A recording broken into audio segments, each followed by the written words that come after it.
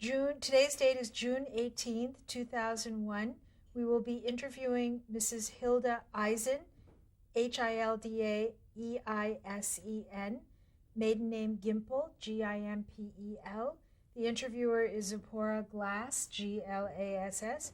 The city is Beverly Hills, California, USA, and the language English. My name is Zipporah Glass, spelled Glass. I'll be interviewing today Mrs. Hilda Eisen, Eisen. We're in Beverly Hills, California. The date is June 18th, 2001, and the language will be in English. Good afternoon, Mrs. Eisen. Can we start by having you spell your name the way you use it today? Say and spell your name the way you use it today. Hilda, Hilda, Eisen, Eisen. And what was your name at birth? At birth, I was Hilda Gimpel. Could you spell that, please? Gimpel. And where were you born? I was born in Izbica, Kujawska. In what country? It's in Poland. And what was your birth date? Birth date is April 24, 1917. And how old are you today, Mrs. Eisen? Today I'm 84. So could I first start by asking you questions about your ancestry? Did you know your grandparents on either side? I know the grandparents and grandfather from my father's side. And do you know his name? His name was Chaim Gimpel, and the Baba was Gittel Gimpel. And did you know them when you were a child? I know them, yeah. Okay. And what were your parents' names? My mother's name was Rivka, and my father's name was Abraham. And what did your father do for a living? We had a bakery, and my mother was a grain dealer. So could you repeat that, what your parents did for a living? My mother was a grain dealer, and my father was a bakery, and they had a bakery in that little town. And how would you describe your family economically compared to the rest of the people in your town? It was a medium life, was nothing missing, and it was, in a way, they had 7 children, and there was a little struggle too at times. Especially it came the high holidays, we had to keep up with the tradition. And Polish people, they came Pesach, they had 7 children, they had to dress them, buy fresh clothes and fresh shoes, and do a housekeeping, and to make that Passover should be so festive and so beautiful.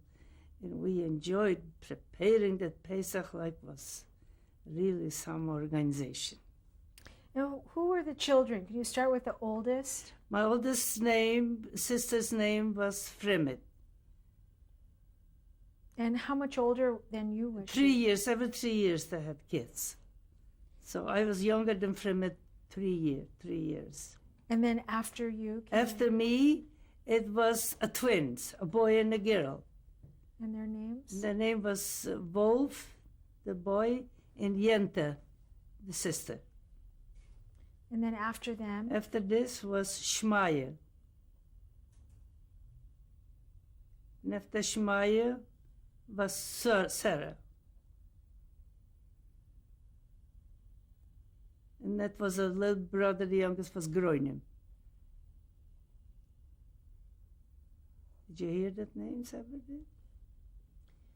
And can you tell me, you said your mother was a grain dealer. Was it unusual then to have a profession? No. From my mother's family, they all was from the grandfather's family. They all were grain dealers, and they were dealing with grain.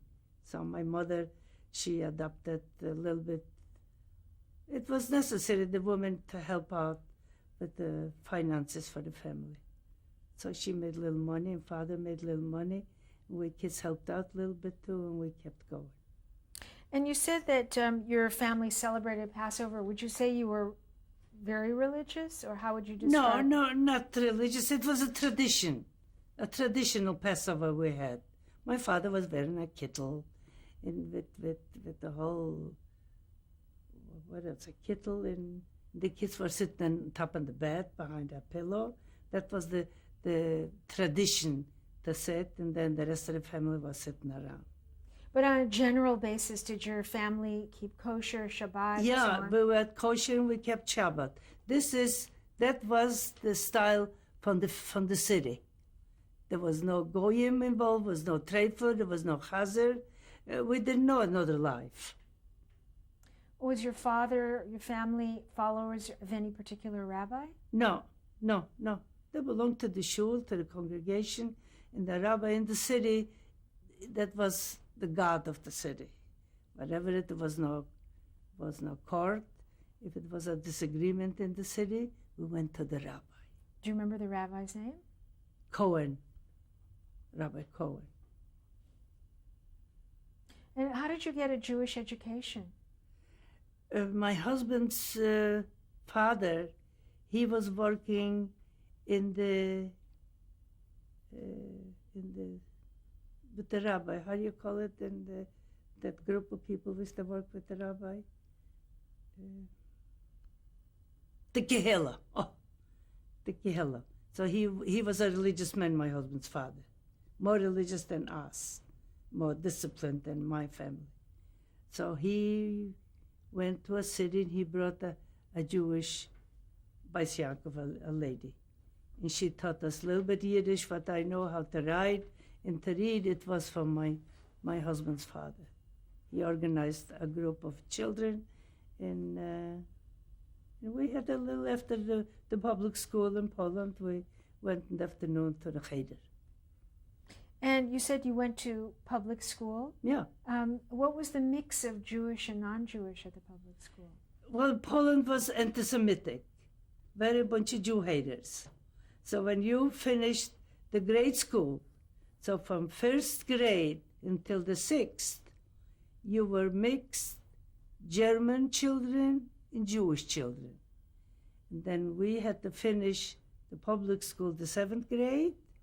The last year, we were mixed with Polish children. That time, that was the education which it was valuable for the majority of people in Poland. But let's say in your class, how many children were Jewish? How many were Germans? It was maybe 50-50. Yeah. Did you personally feel any anti-Semitism in the schools? Were you targeted by anybody? Well, we were too young at that time. Hitler was not even in power. Just the children, whatever you get in a fight with the kids, a disagreement, they used to cuss you out, you're dirty Jew. That's all. Not violent, really, no. No, we didn't. Just when we got older, when Hitler came to power, that time was just rough. And what about your friends? Did you have any non-Jewish friends? No, never. Did you ever visit someone in their home? In a non-Jewish... No. We were just a close-knit Jewish family. We didn't mix with the Goyim at all. Not at all. And what about in the town? What was the mixture between the Jews and non-Jews? How many? I'll tell you, the Jewish people didn't like to mix with the Goyim, and the Goyim didn't like to mix with the Jews. So everybody had their own life, and there was no need to mix with them. We had our life, and they had their life. And whatever it's business, we waited for the Goyim to come to give us bread. That's all it was. And what about in your neighborhood? Were it was a Jewish neighborhood. It was all the neighbors and the shul and the community was just Jewish people. We just didn't know if we'll go to a Hanukkah party, a Hanukkah ball. And the Goyim, sometimes they've seen nice teenagers, Jewish children, girls especially. They'll sneak into the hall and they'll take a girl dancing. Oy Gewalt. That was a crime. That was a black mark for the girl. And that was not right either. So we didn't know another life. And then the whole city, hindert getanzt mit der Shegitz. Hindert getanzt mit der Shegitz. Which means what? Can you translate? I was dancing with the Shegitz. So the Jews didn't like the Goyim either. That's why this is our upbringing. What language did you speak at home? At home, Yiddish. My home, Yiddish. But what language did you learn at school? Well, we went to the public school, it was the Germans, so we spoke German, and Polish was the regular language from the land. Our principal was a German. Could you describe the town, Izbica? Can you tell me what it was It like? was a small little place. What could I tell you here to compare to what here? Here there is no such a small little place. It's just branching away a little town when you will leave Los Angeles out, like Pomona, like Ontario, like, what's the next city? Riverside? No, Riverside is already a big city, like Pomona in Ontario. And it was near which big city? By us, it was Lodge, the biggest city. Did you go when you were a Yeah, child? yeah, we went to Lodge. We went for a trip. Sometimes from the schools, they gave us some summer with the boss from the public school. We went just like the kids go for a ride here too, the same thing. We went for a day and we came home at night. And how did the young people pass the time? How did they socialize with each other? What did you do? Well, the young people, the parents kept us occupied. We had to have house chores. There was no money to take in help from the outside. Everyone had their job to do. Like for instance, for after the Shabbos. One had to clean the shoes, one had to mend the socks, and one had to wash the Shabbos dishes, and one had to clean the house and make the beds, and everything has to be in order. And the children had to be occupied. That's why my mother was a businesswoman. My father was a baker, so he slept in the daytime. When mother came from work, the house has to be in order, the meal has to be cooked, and the father has to be left alone to sleep in the daytime, not to be disturbed. Now, did you belong to any organization? Yes, I belong to Maccabi, the Zionist organization. And what did you see for yourself when you were a young woman? I mean, what would you imagine that your life would be like? We didn't even think about it. We didn't think about it. We had culture evenings, Saturday night, Sunday night. We had the boys would having a band, we had a Jewish band, and we had a teacher, and he taught the boys playing, and it was a good life. It was a good time. I had the teenage years, very beautiful. We were dancing with Jewish music, and it was beautiful. We didn't know better. Once in a while, when it came in a movie, so we went to the movies, and we wanted to see how the outside, how Hollywood looks like. And that was a big, big thing to go to the movies. So when did you first begin to feel that there was a war coming? What was the first sign you thought that there was going to be There was a problem? radio at that time too. It was newspapers too. We knew everything what went on. We knew everything. We knew from the beginning. When the war, in 1939, when the war broke out, matter of fact, my husband's parents, they had a cafeteria, like a restaurant, and he had a big radio connected to the rooftop outside, and that blasted away the city. We all children were gathered around by the Eisen family, and they told us everything what's going on. Had you heard about Kristallnacht? Not Kristallnacht was way in the war already, way later on. Sure, we know about it. That's why through the radio we know. There was no movie, there was no television. We didn't have television at that time. Do you remember hearing Hitler's voice No. on the radio? No, I was too young at that time. Why did I know? I needed to dance with a few boys and to go out, have a good time, and to be just a regular teenager. The politics didn't bother me. I didn't care what's going on, just we were scared. The war, what did we know what war is? We didn't know. So we went on with our life, and It was a nice life. Our house was in the same street where the Maccabi, they had that hall, and everybody gathered on the street, and my mother sometimes, she used to cook latkes, used to smell good outside. The boys charged in my house, and mother had to make them some latkes too before they went to the club. Did you have aunts and uncles and cousins who Oh, lived a in the big town? family, a big family. Mm. My father comes out from a big family, and my mother too. That was a big family, big, and we were such a good friends with the cousins, with the uncles, with the aunts. It was just a beautiful life. That's why it was not such a money greed like it is today. You know what I mean? So people were happy whatever they had. It was beautiful. Well, maybe now you people here in America, you wouldn't understand that. How could you not think about money all the time, but a job all the time? How much you making on the job? You don't get paid enough. There was no such thing. It's nice. So what do you remember about the war beginning and what happened to your family?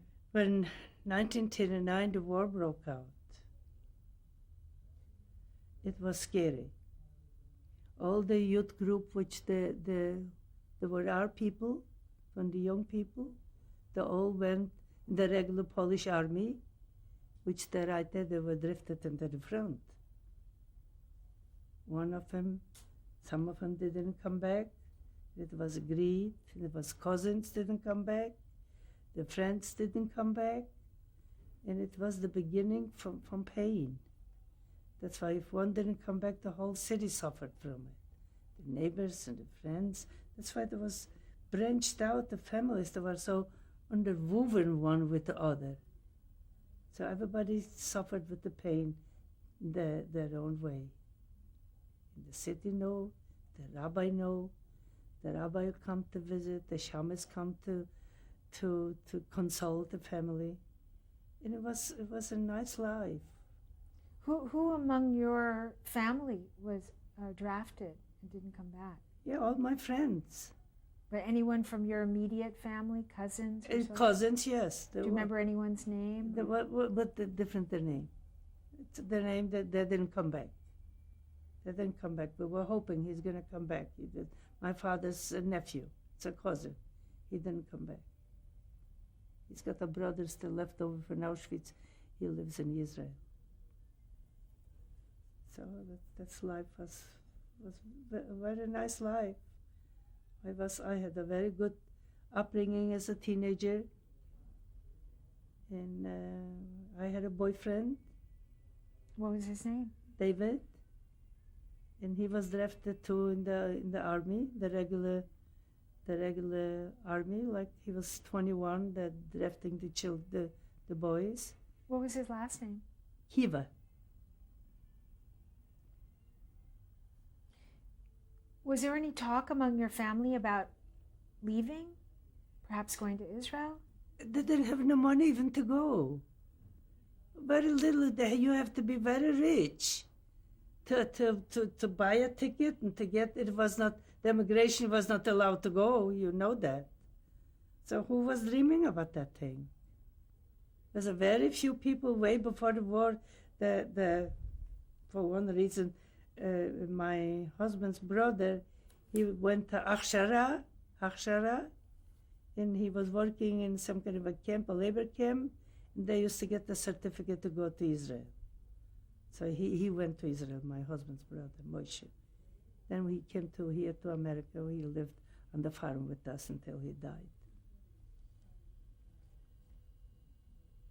So what were your parents considering, or what were they talking about then, just as the war broke out? They didn't know about war either. They didn't throw a fear on the children too. I didn't talk to my children about the war either. So we didn't know no fear at all. What did we know about war? They talked about Hitler, and Hitler was not at that time in such a power like he turned out to be. He didn't go in right to war and right there the killing machine. That took some time. until the laws came out. First, there was Shoichet not supposed to kill a beef. They have to kill him by a gun. And we were not allowed to buy kosher meat. There was no kosher meat. So the people used to smuggle in, and the rabbi was in danger, and the Shoichet was scared. And if they catch you, I don't know what they did to you when they catch you. So that kept you this comfortable, how to discriminate, to getting bloody. It was not easy. This I remember good. And do you remember the occupation when the Germans came sure. to your town? Oh, yeah. Yeah, when they came in marching to the city, and but of course we were speaking German. The kids, I'm brought up. My father was speaking perfect German. My mother, they were handling.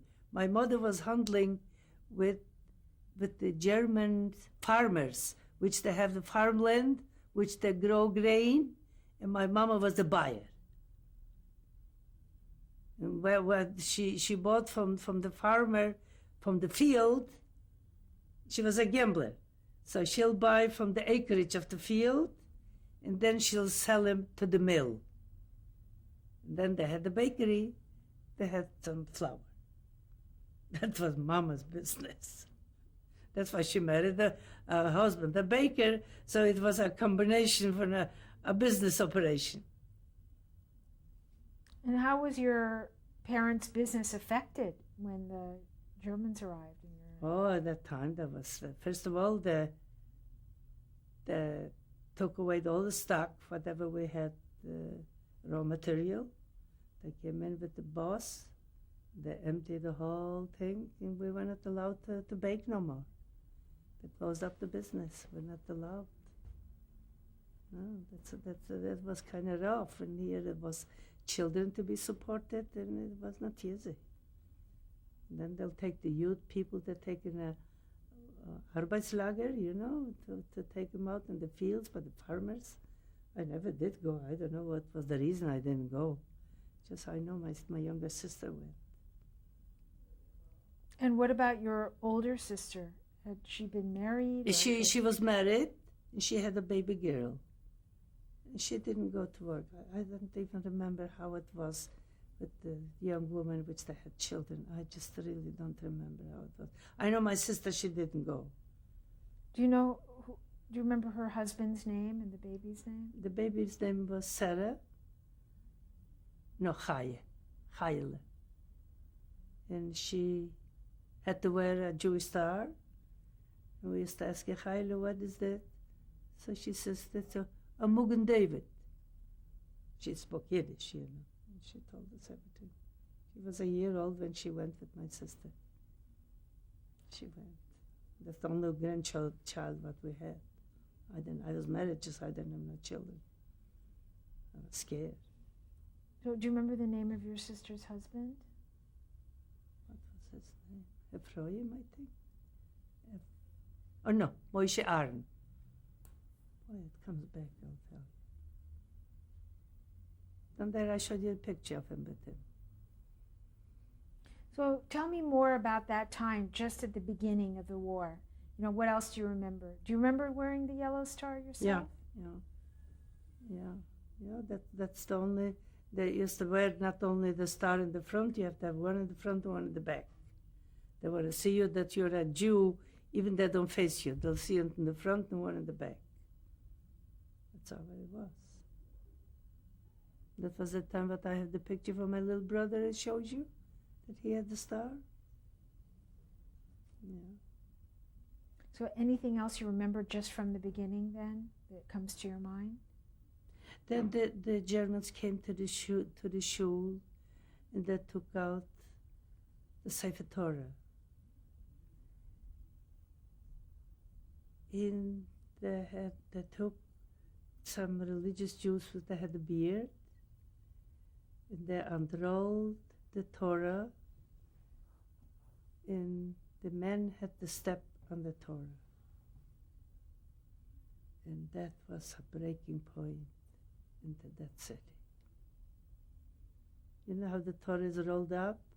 They under all the pay things, and they had to told them they stayed with the whips, with the horse whips. They say, spit on the Torah. This is your God. This is your God. They have to take off the shoes, and some with the shoes. They made like a parade from the shul until the marketplace and back. And then they had to take some gasoline and light the Torahs that made a fire. And that material what the Torah is made out of, it burned such a long time. I remember the smoke coming from it, and it was smelling so bad. Just that was the first shock to our city. Did you see that? Yes, I saw it with my own eyes. With my own eyes. When the men had to wear the kittel. You know the kittel? Can you say what that is? The praying shawl. Praying shawl, and that to step on the Torah, and that to spit on the Torah. They says, this is your God. See? And what did you feel then when you saw that? Well, it was very frightening. It was very breaking, to a breaking point. I remember even the face from my father. That was we had the bakery marketplace, and down there the whole procession went through. We have seen this everything. How they dragged the Torah, holding by both handles, rolled up. Two men per one Torah, holding on by the handle. You know how do you call that handle? Whatever. Were they also targeting people? Was there any killing? No beating. There was no beating there. No, just that was the start from the Torah, and then it went away. And then it came month by month, year by year. They came up with all kind of discriminating programs. Can you describe those? Oh boy, what? The temples were closed. We were not allowed to gather, having prayer meetings. And when Friday night we were lighting the Shabbat candles, we had to cover up the windows, putting up that they shouldn't see that a candle was lit up in the house. We were scared. That's why they were threatening us. That's why the Germans, there were such a brutal voices that came around. And we were just God-loving people, such a quiet people. And there comes a German, he starts cussing at you with such a bad language. So it was frightening just to look at them and to hear him. So we just closed ourselves up in the house and we didn't want to hear it. We were just shaking for fear.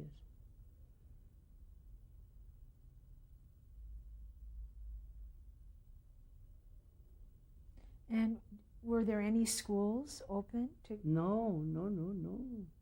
There was not even in Poland. There was not even the Catholic school. They were not allowed to go to school. The school was out. Just at home, whatever somebody was educated, sit down and learn the brucha with the kinder and the father and the mother, and in silence. Everything was in silence.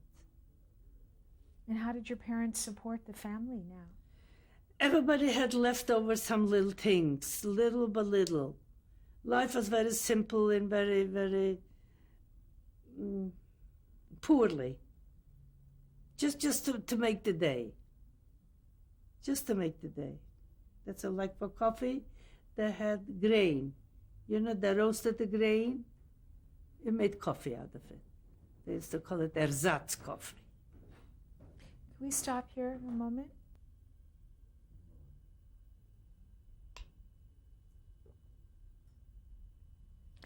So, Mrs. Eisen, could you tell me now what were those changes that made life even more difficult from that time? What's pressure? Just the beginning of the war. Pressure from the government. Pressure from the neighbors. Pressure from the Polacks too. Why from the neighbors, for example? The neighbors, I mean,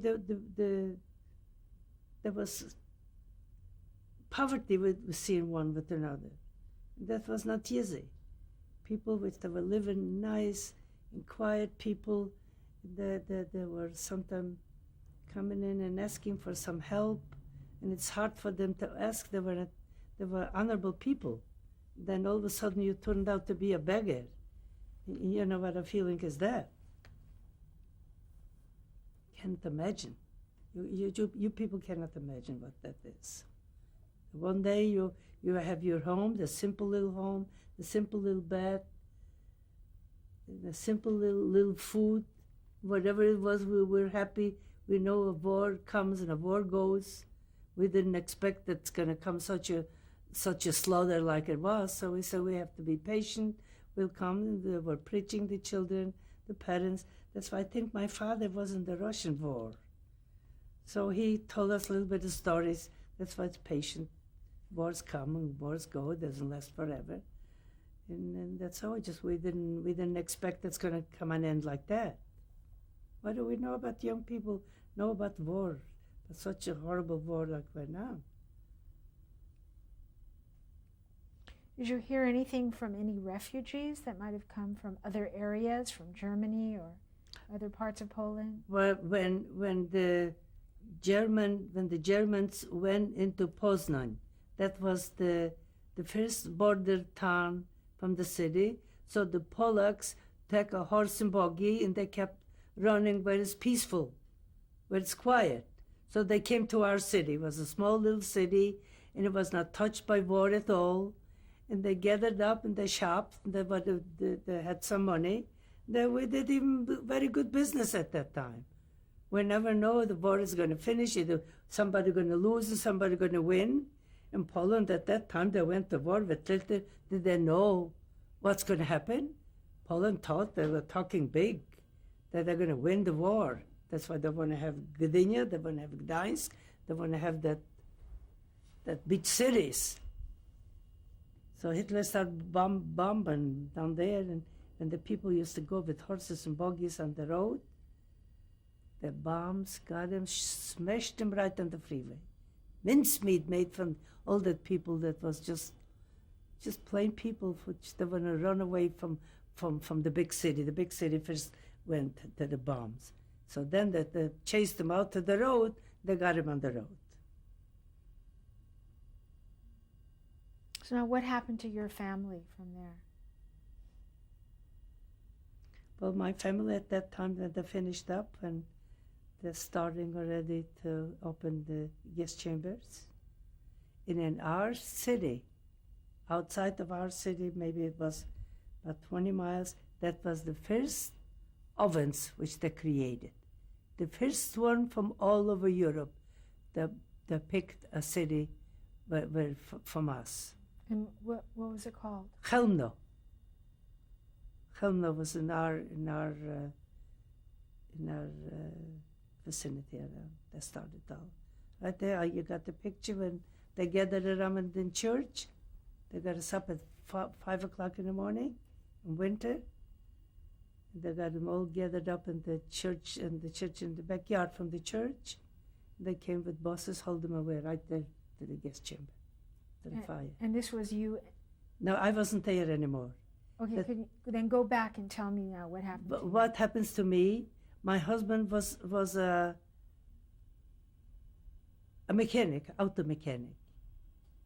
And the Germans didn't have mechanics that time, broke out that they went to the front, all the mechanics. So the local people, which they had cars, and they broke down, they didn't have a mechanic to fix it. That's why all the mechanics, the Christian mechanics, there was no such a thing, so that to fix a car, if they need you, they'll use you. So my husband took me in one of the Germans. He was a Viennese. And he said, come on, Kiva, stay here, take Hilda. And he was from the police station. He worked in the police, and German police. And way before they sent us out, he used to help him out. So he said the whole city went, and him and me, we were left over in the city. What was the name of this police? Police? The name of his name, this man. Kranz, Hans Kranz. He was a Viennese man. See, I know his name too. And why did he do that? Do what? Take you and your husband. That's why he needed a mechanic. So he broke the law. He broke the law. And he hid us in a barn. Nobody would know.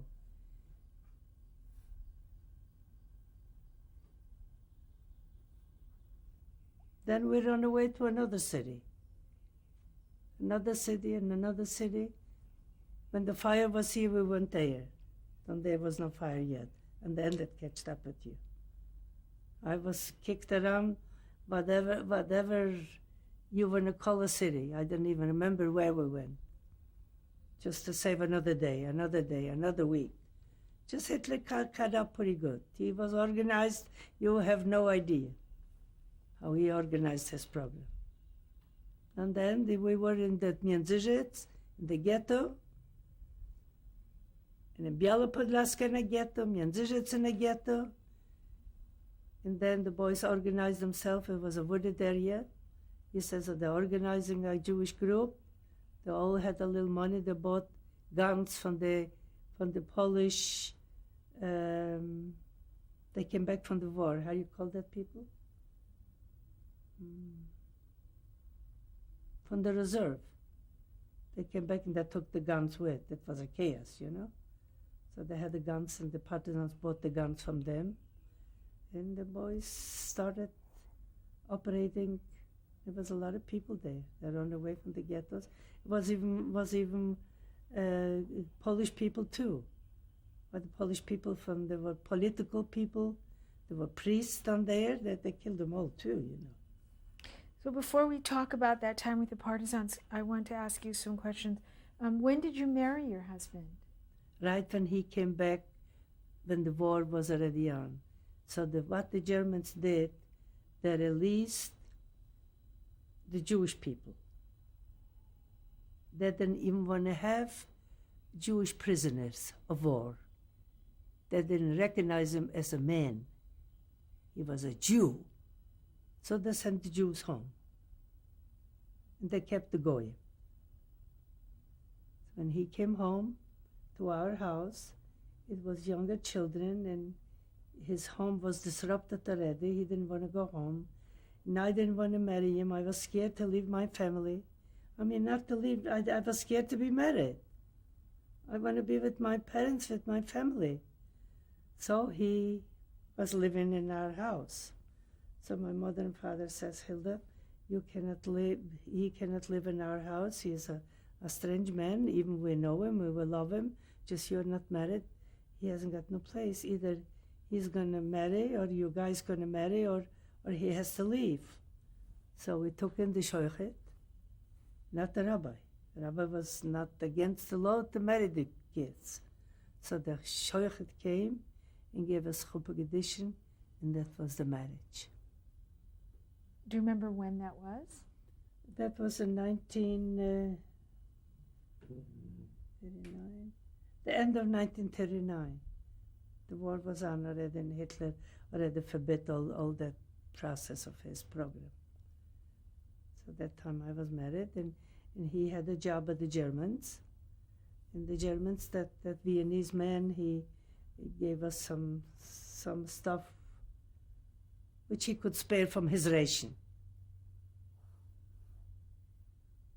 And we get by with it. So you said you went with your husband, where was your family then when you left? Well, left at that time, they took the family away already. I lost them all. They took them right. The first fire, it was right there in our county. Did you see the pictures? And that was the first one. And what do you mean they took them away? You know, did they? They woke them up at midnight. It was in January 1941, I think. I think so, 41. It was at Christmas time. There was snow on the ground.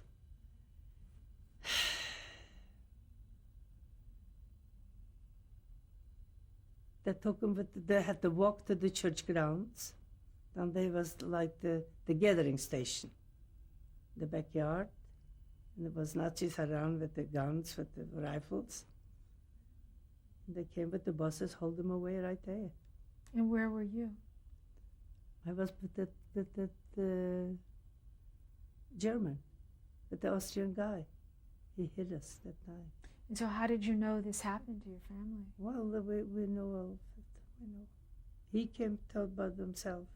He used to say whenever it was too hot, so he used to say to him, Kive Rikaus. Rikaus. Which like, means? Get lost. Run away. Rikaus. I remember his voice. So we hired a horse and buggy from a farmer, and we drove at night, came to another little city, it was quiet there. Isn't that something? So just the cities, one city after another, we know what's waiting. There was no way out, no other place to go. Did you know at the time where your family went? No. Where did you think they were? Later on, we find out. Later on, from one city to another. Why, how do we find out?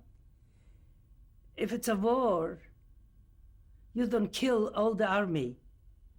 Some people are left over, some people run away, some people are hidden. So it was hidden, a few people. Matter of fact, it was a lady from our city. She turned out to be my sister-in-law. She was left over in the city, in the same city, but there was no Jewish people in there anymore. She's still in Los Angeles here. She was left over and she'd seen them all going away. Of course, we didn't see them burned. That's why they went out in the woods. They built a crematorium or some kind of ovens there. Right there, they gassed them and destroyed them all.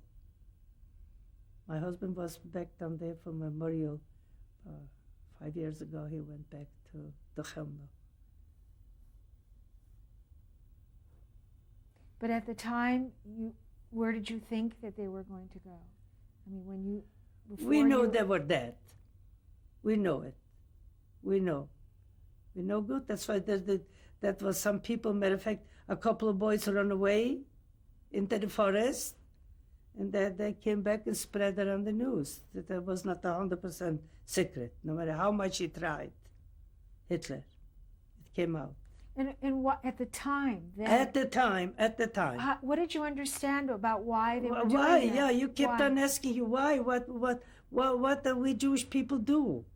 Why would our children being killed? Why have that? What have they done to be murdered? Why? Just who gave you the answer? Das ist das Gesetz. You know what that one means. This is the law. This is the law. Of course, we had papers, and the Polish papers, there was censored the papers. So they didn't say it exactly like that. Just they gave a black eye to people. For the Jewish people, we are cheaters and no good people, and discriminate and make ashes out of your life. That's all.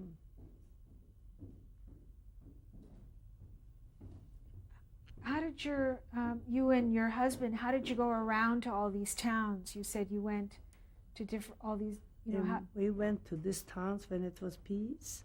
How did you get around? By what transportation? My first husband, he looked like a goy. He was a blue-eyed blonde. So you could get away with it, too. Some of them, even people survived. They don't look like one. It was, especially for women, was easier, and for men was a little bit harder. Just when they catch you as a Jew, the first thing, they'll take the peanuts out. They'll see the boys circumcised. And that was a daily checkup people had on the street, the men. I just had to open the front thing and they say it. When they say, you're a Jew, right there, you've been gone. It's a good feeling. And where did you stay when you went to these towns? In the barns, in the floors, in the hallways, in the whatever you want to call it. That coat what you wear in the daytime, it's cold. You take it off at night, you cover yourself up with a schmut underneath the head and you sleep. You survive if you have to. You ain't got no other way to do it. And then you said you were in a ghetto in the... Yeah, we were running from city to city. Then they gathered them up, all of them. At that time, the factories couldn't catch up. It takes time to slaughter so many trucks, trainloads of people. So they'll let you stay for a couple of months in the ghetto, and then they get even with you, little by little. They made the ghetto smaller and smaller and smaller until they made Judenrein. Let's say you said you were in the Menzitsa ghetto? Międzyrzec, yeah. Menzitsa ghetto? Yeah. What did you do there, and how did you survive? Do you really want me to tell you that? I don't think so. You wanted to know. Was poverty, was filth, was hunger, fear. You just couldn't believe your eyes, what's happened around you. Now you want to ask me what's happened to me? My husband looked like a goy, and he always made friends with he always came across to a German, which he got to him.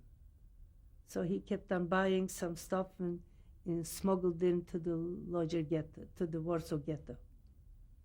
He hired a truck. He was a dealer. So he picked up some chazer and picked up some fruit and vegetables and took a truck. He risked his life. He came back a little bit food he left over for me, and he went to the city to Warsaw. From Jędrzejczyc to Warsaw was quite, I think, a day and a night, a trip. And I was scared after that he'll never come back. That's why it was a risky trip. So he came back, brought some little bit money until they made Judenrein from the ghetto. So we ran away the partisans. We organized a bunch of boys. And you said you organized a bunch of boys. Who were these people? Are they already in an organization? No, Did they belong those to? boys were trained soldiers in the Polish army. They were prisoners at war. They didn't want to have them as prisoners. That's why you're a Jew. So they got married and they came to the ghetto and they started operating how to the underground to work on it.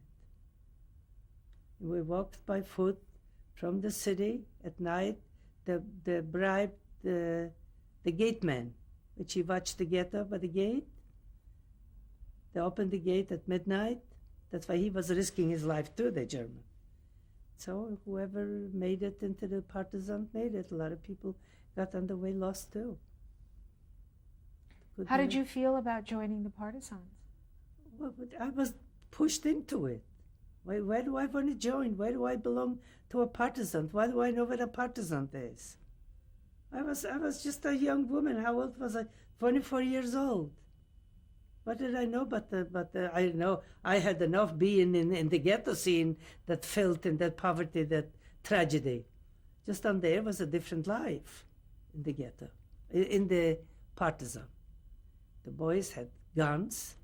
They went out robbing to the farmers, to the Polish farmer. And I didn't suffer hunger pain down there at all. The air was beautiful.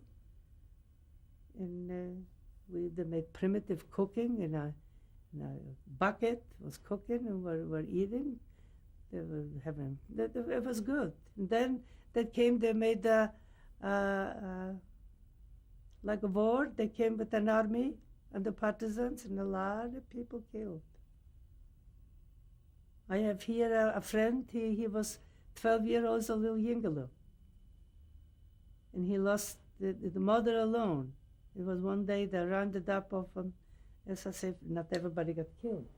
The mother lost 2 children. A boy and a girl, 16-year-old, a beauty, and she had to bury him with her own hands, the kids.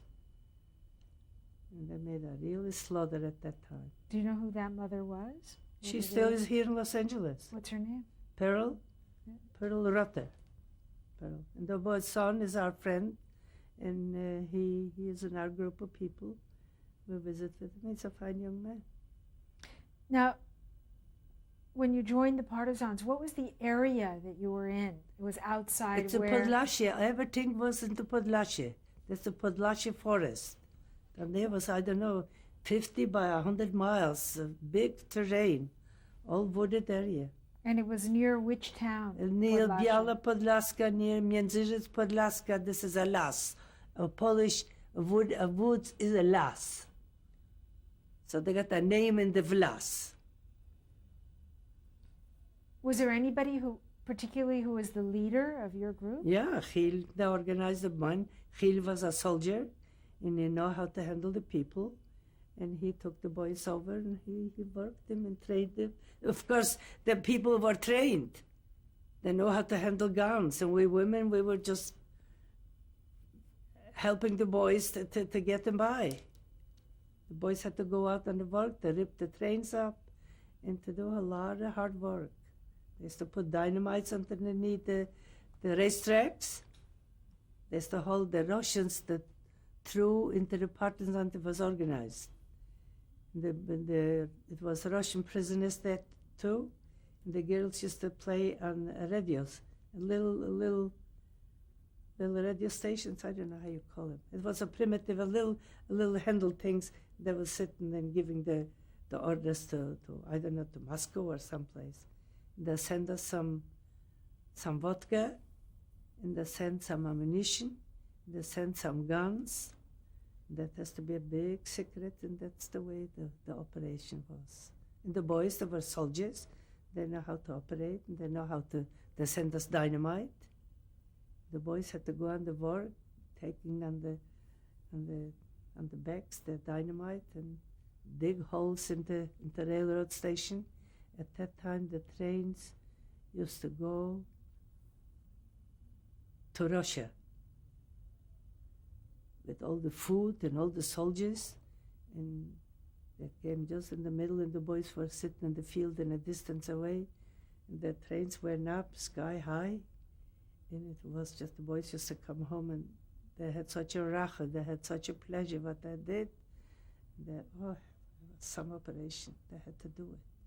And the Germans, they were scared after that for the partisans. They were scared, and that was the satisfaction which we had. How many were you in this group? It was a group maybe 500-600. There was not a regular count. That's why we didn't count the heads. Today you're alive, and in a minute you're dead. You never know. And then we even had Polacks down there too that turned to be nationalists. They were a bunch of Jew haters too. Even the same group that was killing. They'll catch a Jew someplace in the corner, they'll kill him right there. So you never know who to trust and who not to trust. It was tough. Was there anybody there who was your friend from home or someone you already knew? No. It was all from Podlasie around and from all the cities. Then from Warsaw was a lot of people.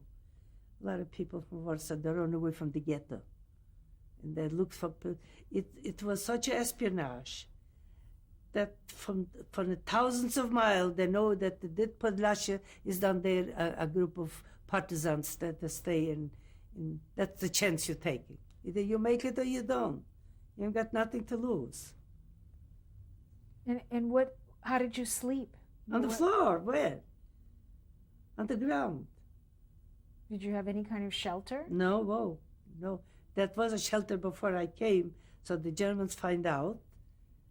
How did the Germans find out? They had the farmers that used to turn the Jews in. That's why the people used to go out sometimes to get some bread, to beg for some food. So the Polacks came in, they know where we are. So they used to turn us in. The Germans came in with grenades and throw it into the bunker. You know what a bunker is? So the people used to dig a hole and to cover up with branches. They'll throw a grenade inside and blow up everything. So then it was, when I came, it was a law that there was no bunkers. You have to sleep on the bare ground. It rains on you, it creeps on you, everything on you. Cold, terrible. I was laying on the floor. It was not a sight to see, believe me.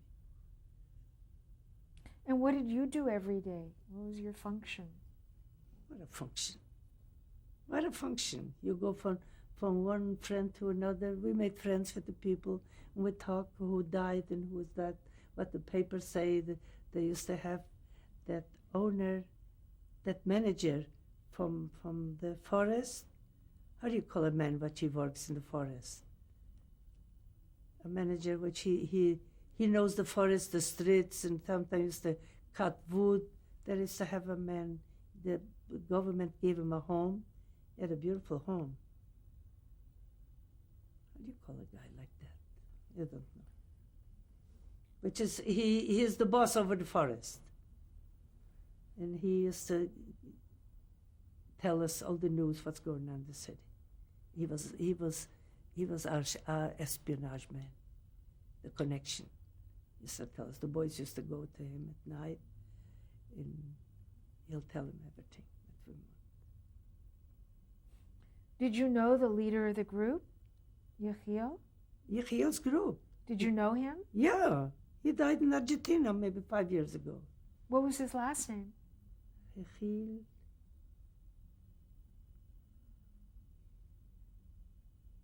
Doesn't say his name on the paper. I know his name. It'll get to me. And what was your husband doing? He was a soldier. He used to go out to operation, go to work on the dynamite.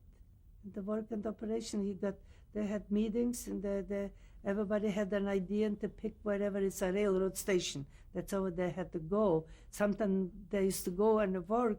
They used to walk just with the dynamite all night until they come on the station. They'll have to have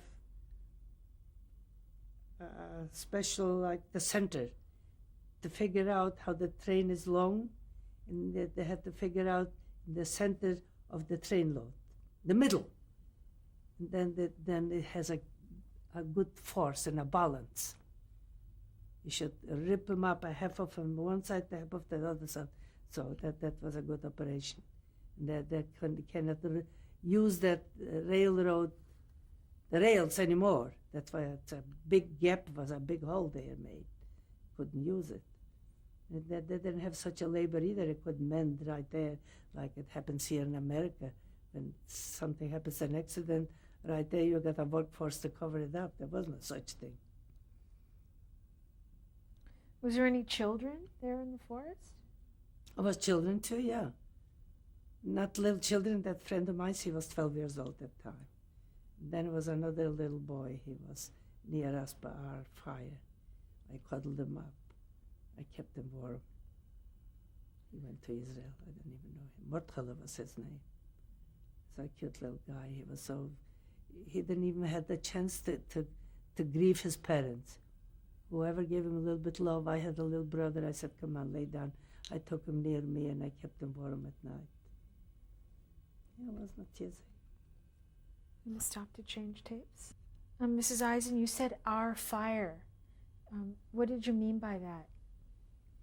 Our fire, it was just a family. The only mean of staying warm. The boys used to cut branches from the trees.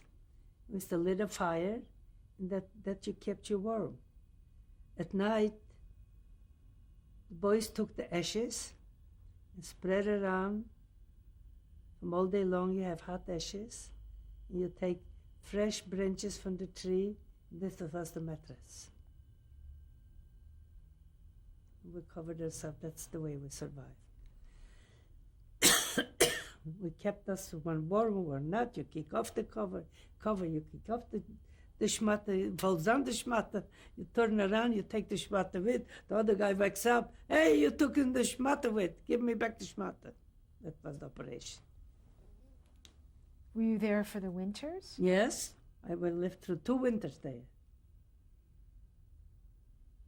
So do you remember when you came and how long? We were not so smart to watch the day. It was a day and night and day. Summer and winter and the rain and the snow. What else good is there? And what about, your personal hygiene? How did you keep clean? Keep clean? This is a good story. We used to heat up a bucket of water. Now, how was the stove? They take a branch, and the branch was like this, a V. Took a stick and put it in here, like this, on both sides. And they take a bucket, put the handle, put it underneath the fire. That's the way we cooked. The same bucket, but we took hot water to bathe it. Next day we cooked for a soup. The same container. We washed it, rinsed it. It was good. In the same bucket we heated water, and we got from the farmers detergent like you wash the clothes. We washed our hair, we bathed ourselves. That was all an operation at night. Could be a frost. We stripped the clothes, we washed the hair.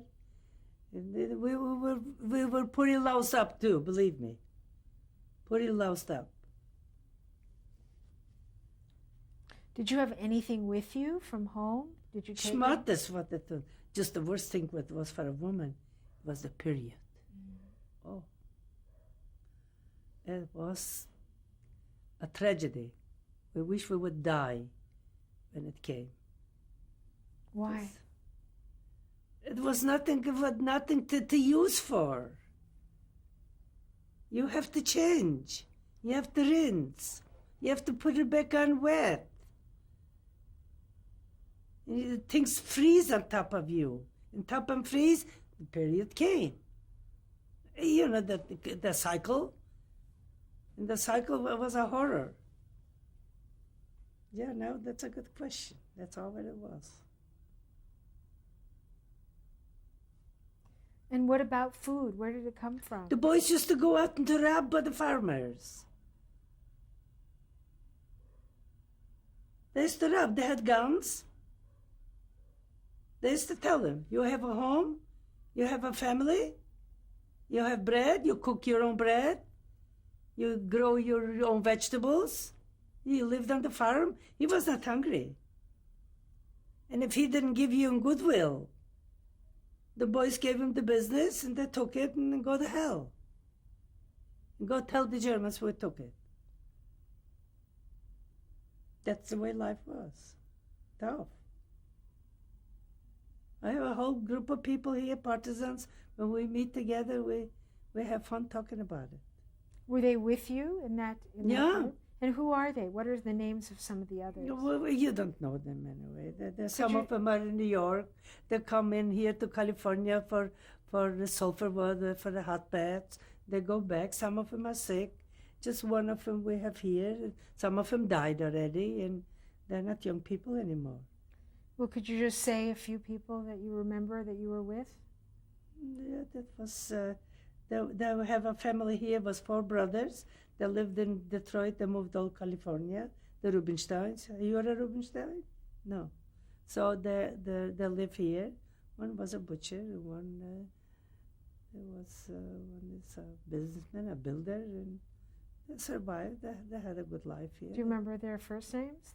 One is David, and one was Schenke. I don't know Schenke. Maybe Simcha. That made himself. At that time when I met the people, there were Russians in the partisans too. So they used to speak Russian to the people, the Jewish people. So they gave themselves Russian names. Yeah, we have a group of people here now. Now the refugees come now to Los Angeles, the Russians.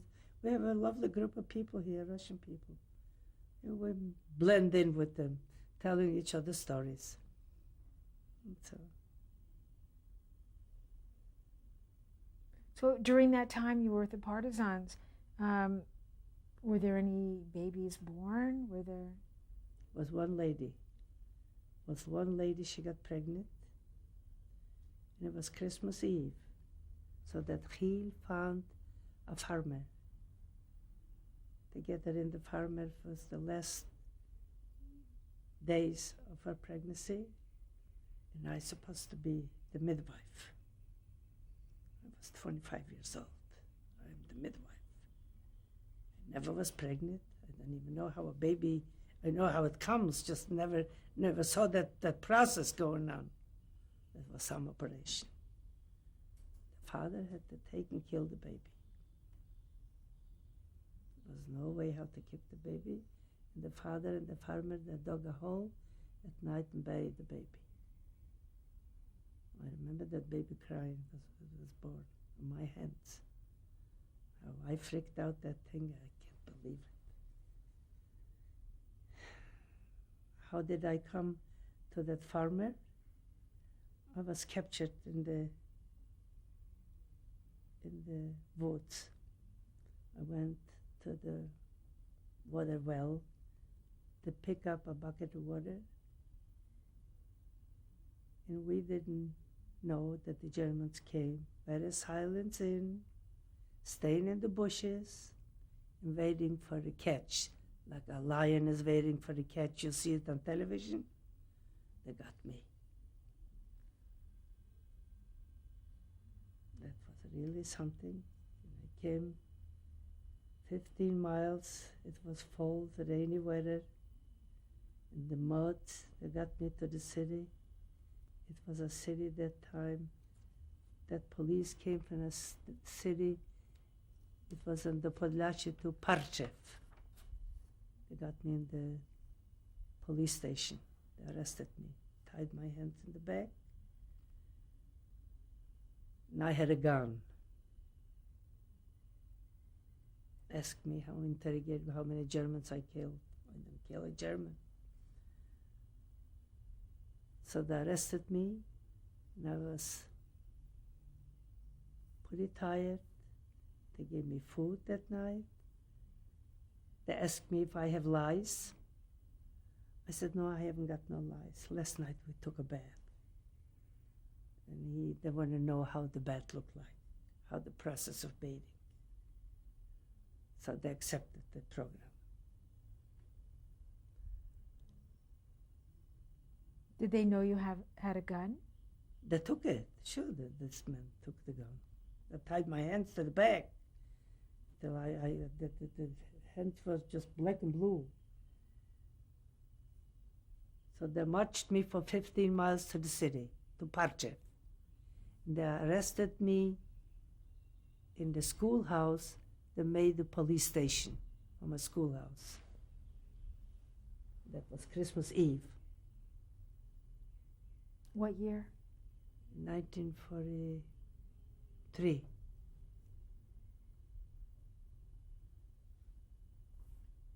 They untied my hands. They tried to interrogate me. They got me they let me overnight. They interrogated me. I spoke perfect the language. And it was an old German with pink mustache, kept up like $1 million. Gave me a nipple, they gave me cigarettes to smoke. It's a big deal. He says, where do you people sleep? So I told him, you know where we sleep? We leave the woods and we go to the empty houses. You got the city, empty, beautiful houses, so we hide in the houses. Do you use fire? No. We don't use no fire. Just we have a roof. Is that so? What you do? That wasn't true. So then they started raiding the cities at night. Why I couldn't tell him I left my husband in the partisans. Now, how could I tell on him that he is in the woods? So I told him he is in the city. So they started raiding the cities. I hear him give an order to go to the city at night. When they arrested me, that interrogator got a Polish girl, and he made love to her in the next room. They gave me a Streuzak. You know what a Streuzak is? A bag which they stuff in straw, you sleep on it, like a mattress.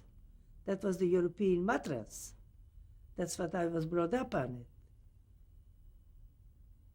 And I hear them making love.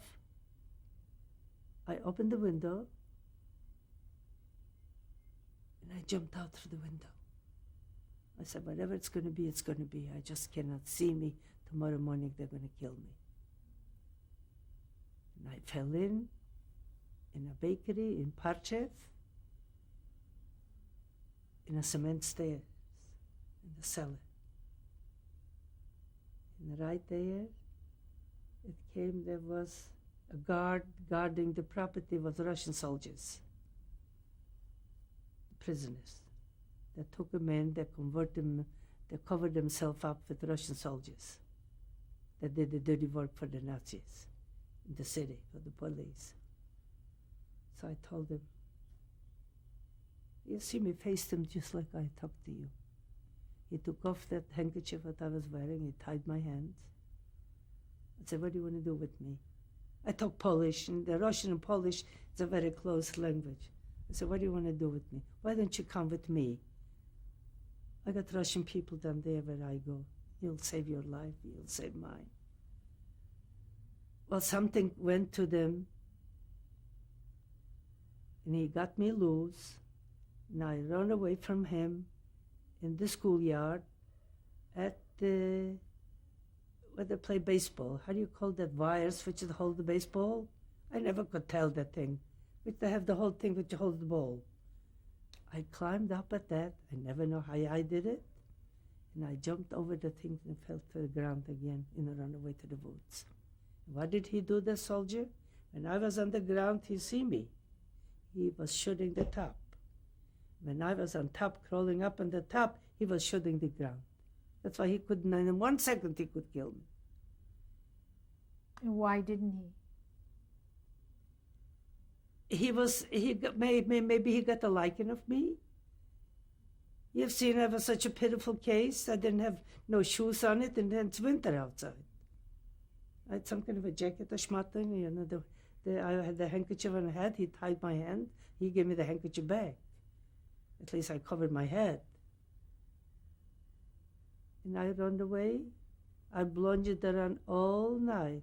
Where am I? I'm in the woods. Where do I go? At midnight, 12 o'clock at night in winter time, all alone in the whole world. I said, God from Himmel, what's happened? Where am I?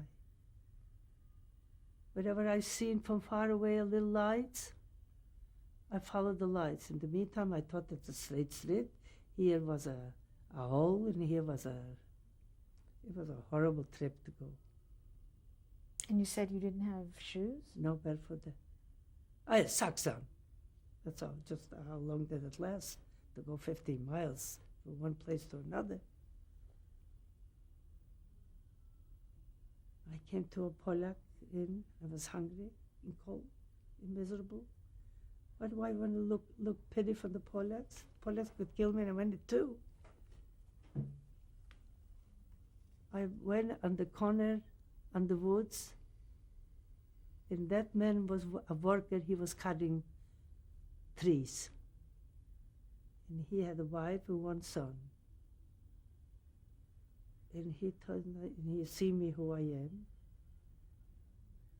So he asked me, are you that girl what jumped out from the police? He told me. I said, what police? He says, it is in the paper. He says they gave a premium if somebody going to catch that woman what she jumped out away from the police, they're going to get 2 pounds of chazer and 5 pounds of sugar, a premium. That's what he told me. And I had on me a coin, a Russian coin from 10 rubles, a Russian coin. I had it. I had on in a wooden little box of matches. It was underneath the matches. That was my survivor. So I gave that 10 rubles to that guy, and I said, get me to that man what he is watching the forest here. He had a name, just I don't remember his name. He was his boss. Tell him that I am the one which I jumped out through the window. Just don't betray me. Remember, sooner or later the boys know everything what you guys are doing here, our boys, the partisans. He went to Chil's group. He told them where I am. The farmer, he hid me in a hole which he had some hay, a haystack. They made a hole, the Polacks, down there you could fit in. He brought me some food, 24-hour food. And he went to Hill's group. And the son that took to a farmer took 2 horses and a buggy and came to hunt for me. And they got me back in the partisan. And that horses, and I was all pretty beaten up. I had knocked off the muscle from my left side, from his. It was, the bone was separate, my muscle were hanging. And that was the body liquid. It made like a thermos here. It was so painful. Oh, gosh. So I came to the woods, and that Hill's group took me and my husband and another couple, which she was pregnant. We were the cripples. We were the cripples. We had to be shoved on the side for a safe place. Here you stay, and the farmers were pretty friendly to us. And for one reason, when they let the horses, usual horses, when you send them back, they know the way back home. They know the terrain. You let them go, they go home. The horses got lost, and they drowned.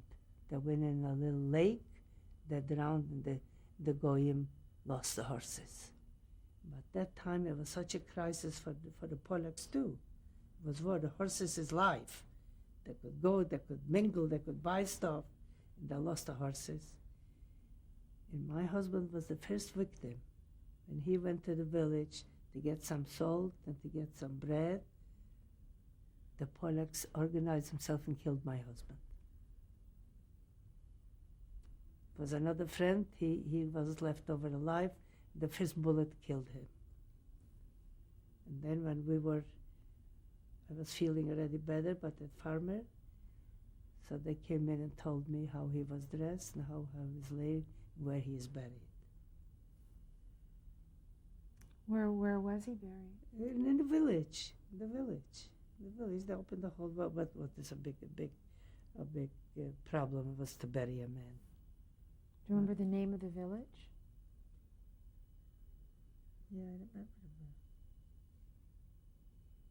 How could I do that? Oh, Makoshka.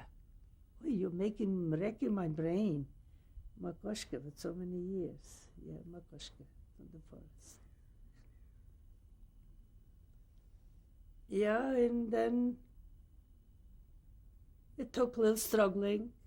I was sick, just they helped me to get over with it. We had a man, he was a nurse, sometimes helped me with my problems too, and I was on the farm, but the farmer laying in the barn with the cows, with the horses. It was slow, it was over the winter to pull through. And then in springtime, the Russian army took over. I was free, I could walk already, have one of them with operation together with all the rest of the group. And we were going from one place to another. We knew in the politics at that time, that's coming to an end. We have seen laying on the fields, and the Russian planes were fighting with the German planes. And here we were laying on the open field. When we were struggling around for a couple of days. Then in the morning, one morning, we were laying on the field, and we have seen a woman goes with the cow on the field, on the pasture, and she was singing the Polish chants, the morning prayer. And we were born in a Catholic country.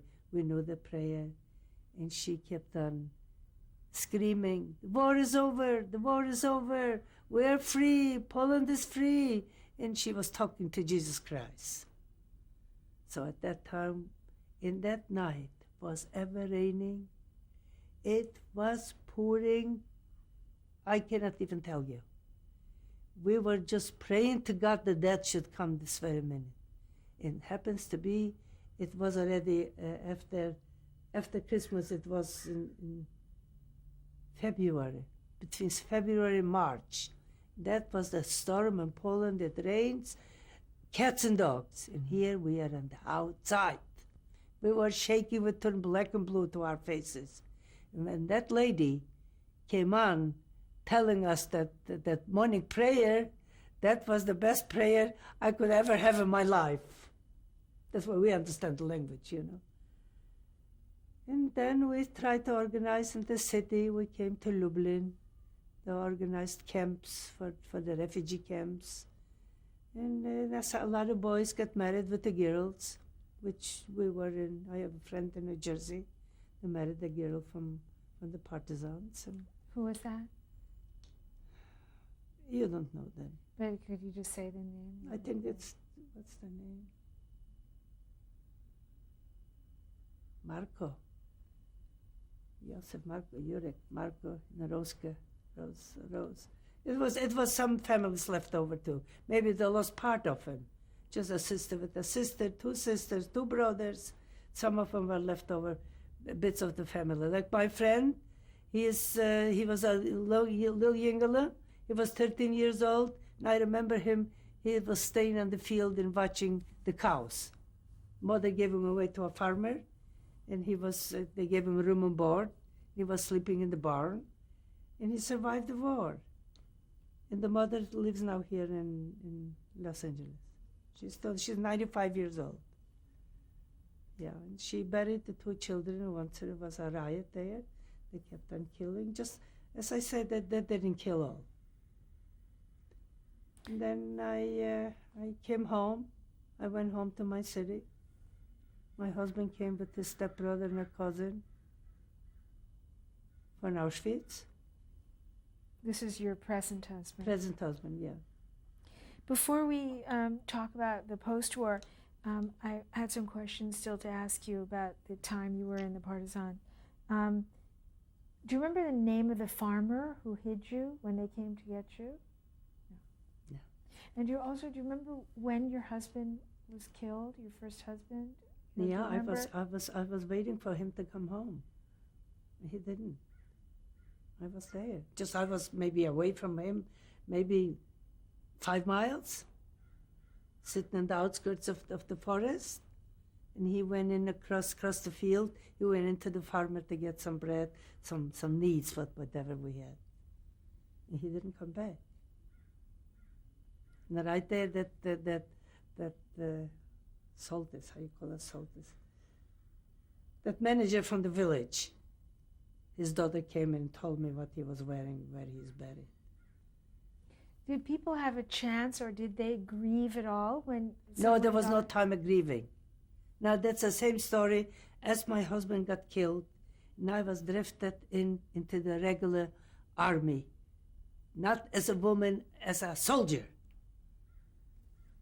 And that was so close to that grave where my husband was buried. So at that time, the Russians already invaded. They didn't. In Warsaw was on one side the Germans, and the other side was the Russians. You know, was on there a break for 6 months to stay there. We were on the Russian side.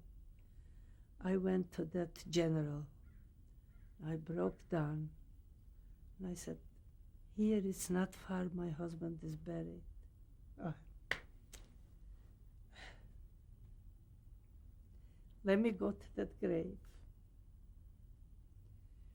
I want to go to the grave. Please give me 2 boys with me. We were not allowed to go out.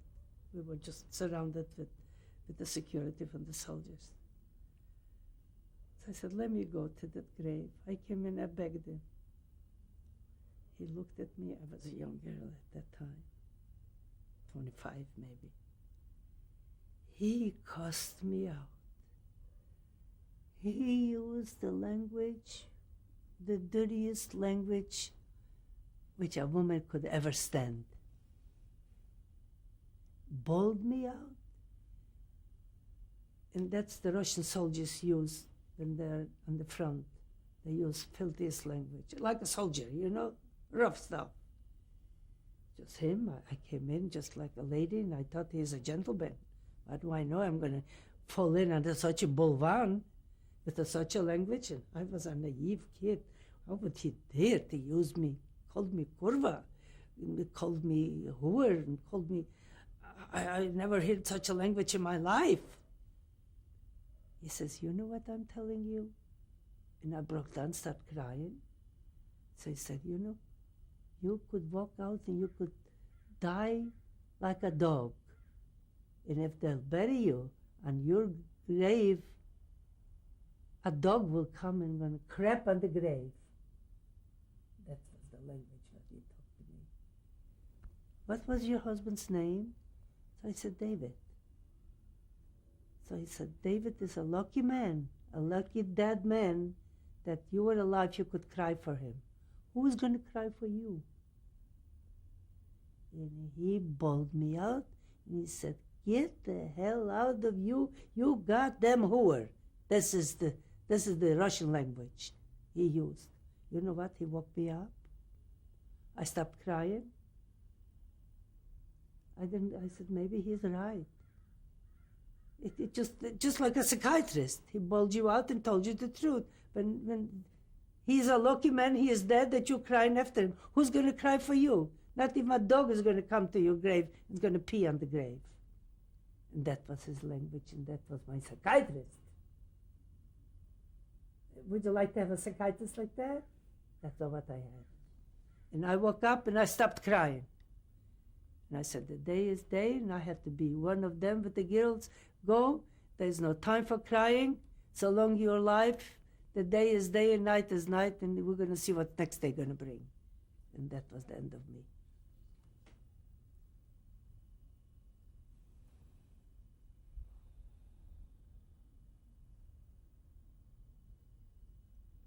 Mrs. Eisen, you said now you were drafted like a soldier? With who? You said this was after, or very much toward the end after your husband died. You said you were drafted. And yeah, I was like drafted. I was not that little girl anymore. We had to work. We had to walk from one place to another, from one forest to another. They kept us going. And did you do anything? Did you have any jobs to do? What kind of jobs? We just day by day, just survival and walking and eating and cooking, sometimes washing, and it's just a wasting time. Oh, we used to have a lot of sick people. We used to help them out, to change the bandage and to keep some of them freaked out, and some of them we had to let them go, and we had to leave them behind. Sometimes they were wounded, and we didn't have no means how to help them, the wounded. Did you have any medicines available? Very, very little. Or doctors or nurses? The doctors, you're in the wilderness. You're just out like homeless people. Sometimes when I go here in Beverly Hills, we go for a walk, you'll see somebody sleeping on the bench. And I said to my husband, I said, could you see me on the bench? I said, I was lucky if I would have a bench. That's all, it stays with you. Stays with you, takes you back. That's why I'm never cold. I am never pampered. We came to this country, we bought a little bit of farm. That suits me, that operation, just wonderful. But let's go back. You said, now, after you found out the war was over, what was the first thing you wanted to do, or where were you going to go? That was a tragedy. Here we are alive. We know that all the families are dead. We know already. So we gathered in Poland. They made, it was in Lublin. Lublin, they had, before the war, a yeshiva. And you'd be surprised. That was a religious people from concentration camp that set up from the American government, and they had a yeshiva going right there. It was a kitchen, it was shelter, it was a big school that took over, and it was just an organization going on.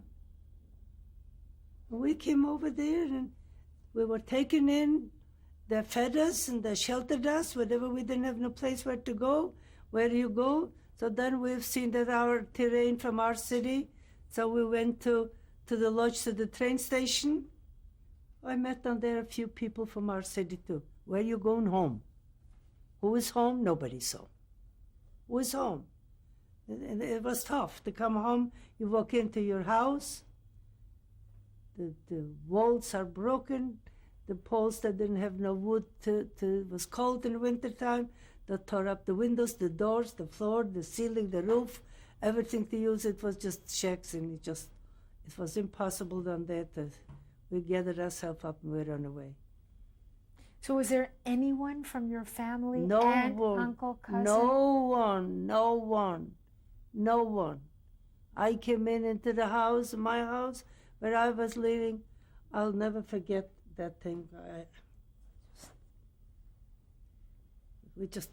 couldn't take it. I just had to go away. Just to go away. Was there anything left of what your family had? Any You know what was left? personal things? Anything? Personal thing. It was I went into the kitchen. When I was a teenager, they haven't here such a things what you make by hand, and it was a cook. It was so by hand and pinned it down in the kitchen. It was a decoration. That's all it was on. So I took the decoration with me. And I made it and put it on the wall when I was a teenager. Nothing. Torn apart. The house, the floors, and nothing. That was immaterial, just the people in it. That was a lovely family. And everything was just tragedy.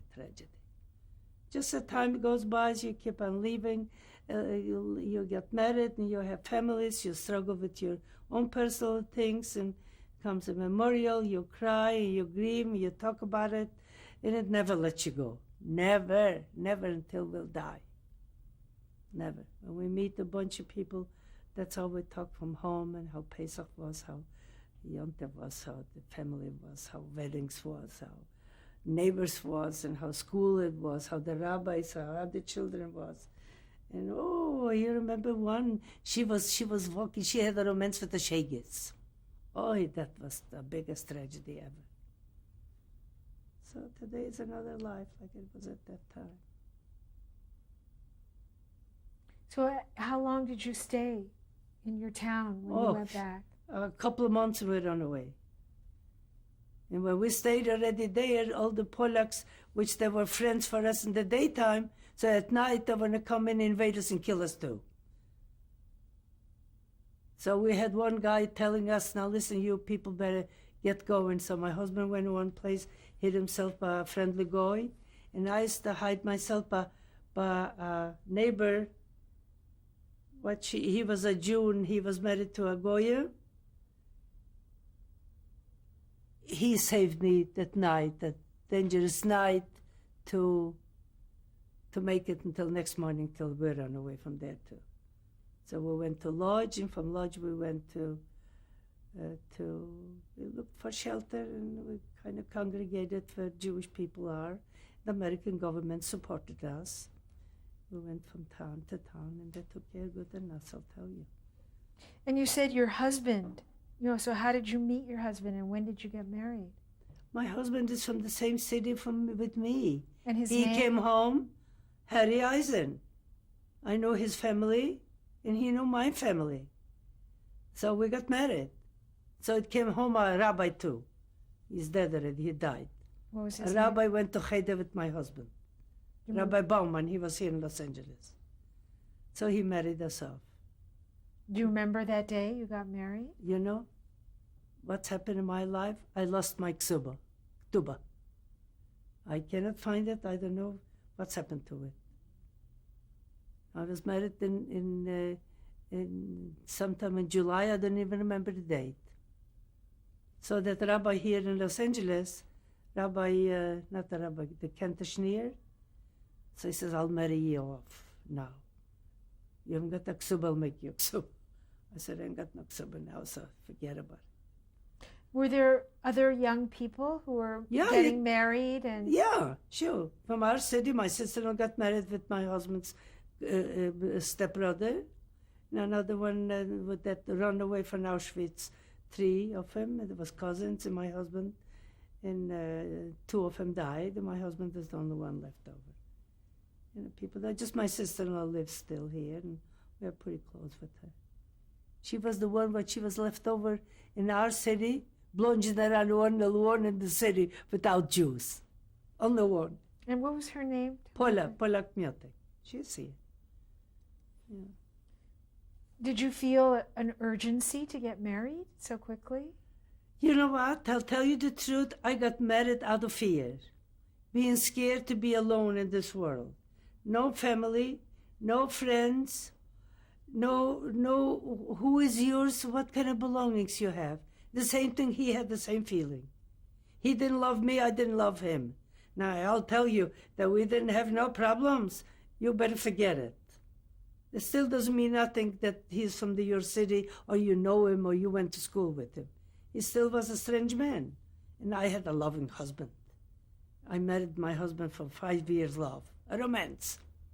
And here you're drifting yourself in a world, what could I tell you? That was the only way to survive. I was scared of life, I'll tell you. And I was sick too. I came home all beaten up, a dog, tired mentally and physically. And it just took us years to get out of it, I'll tell you. We were not even human beings. Oh, gosh. Terrible. Day was not there, and night was not there, and that's all. It stays with you, and you walk with this, and you eat with this, you talk with it, until I couldn't stand it anymore to hear it. It's a big change in your life.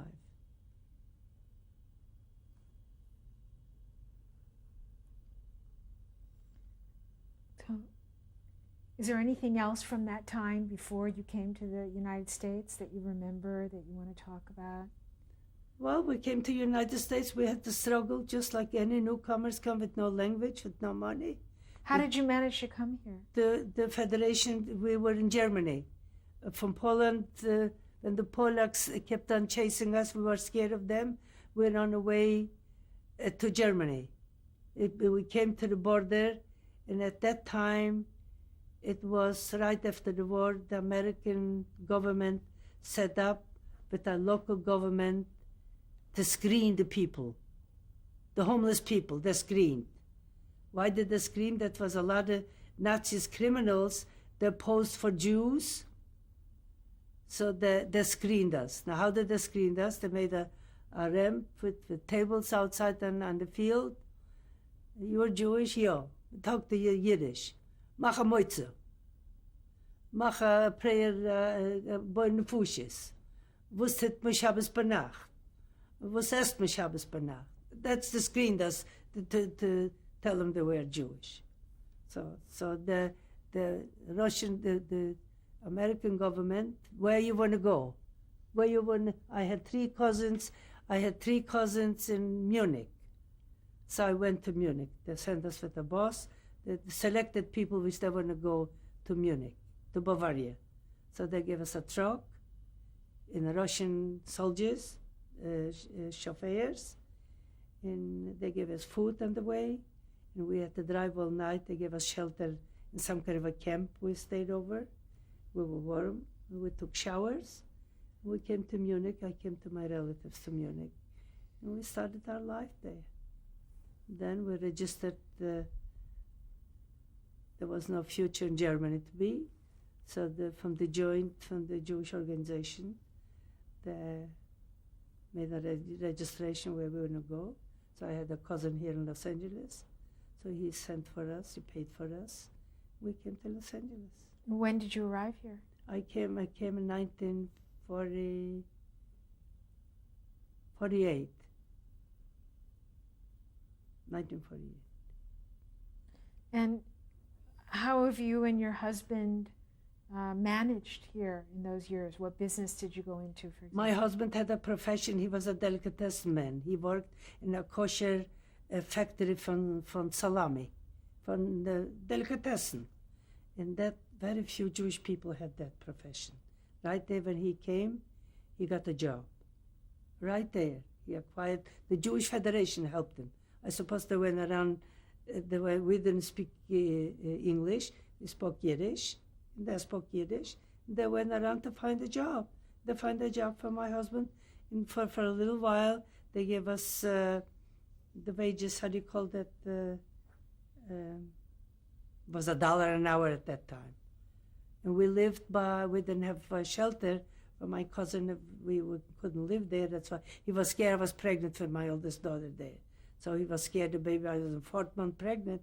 He thought that the baby going to be born now. So the Federation helped us out, gave us an apartment, and gave us some furniture, and brought me in at the Cedars of Lebanon. It was down there on Fountain Avenue, into the hospital. They brought me in all the clothes for the baby. And this was your oldest child? Yeah. And she's here in Los Angeles. And what's her name? Ruth. That was the name after my mother. They brought me in clothes for the baby, and they sent us in. They rent us an apartment,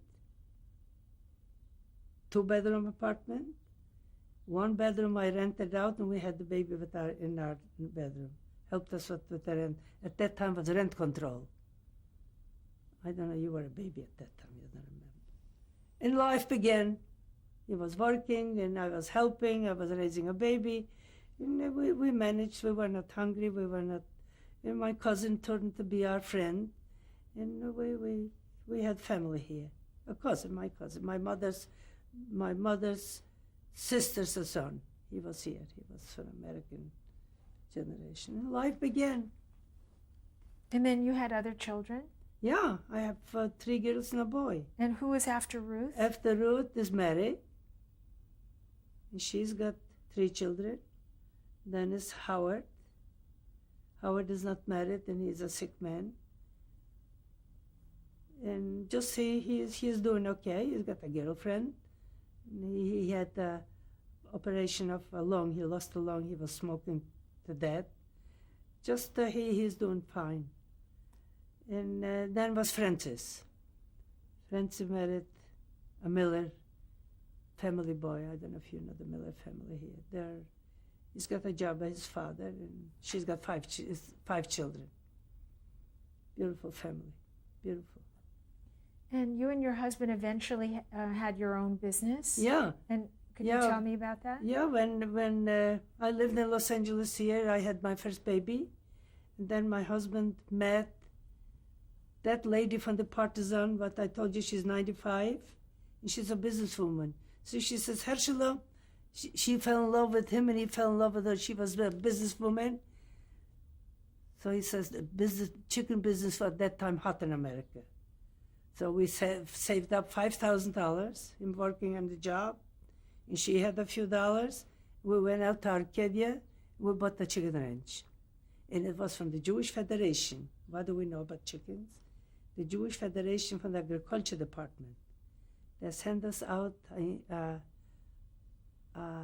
expert how to raise chicken and taught us the business.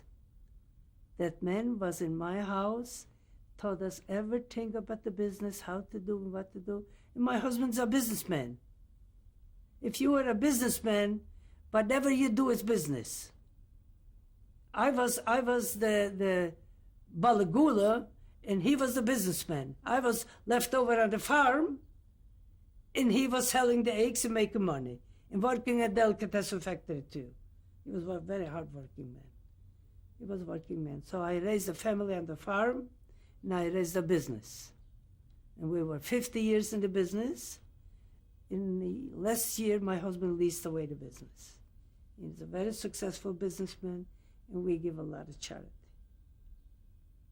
A lot of charity to Israel.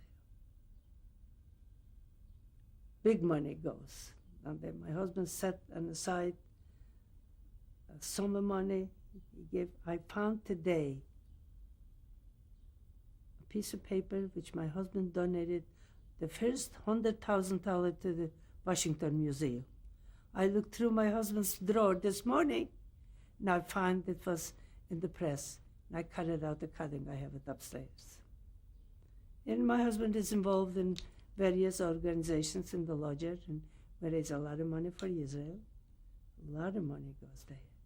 He donates a lot of money for the local poor people.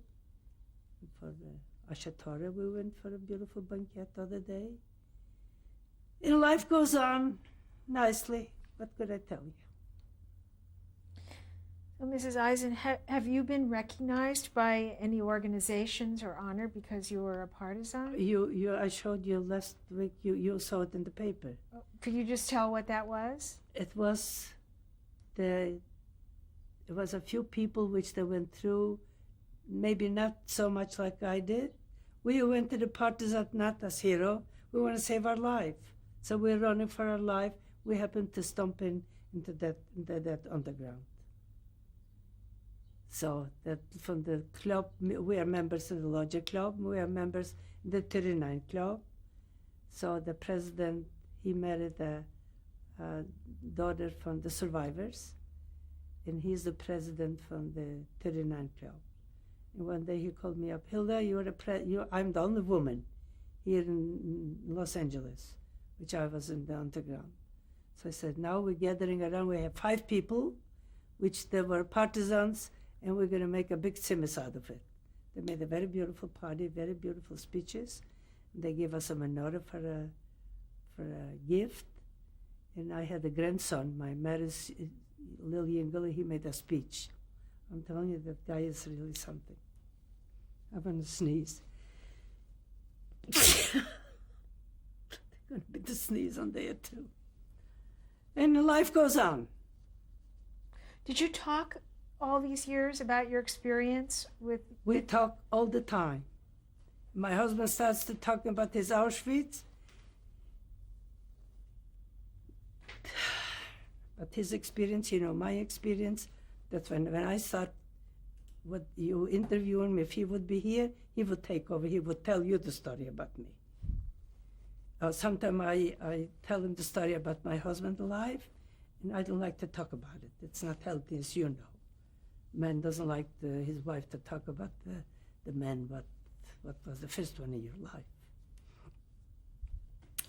And what about with your children? Did you tell them what you went through? No. Why? My children, I didn't tell them that I didn't want to hurt them.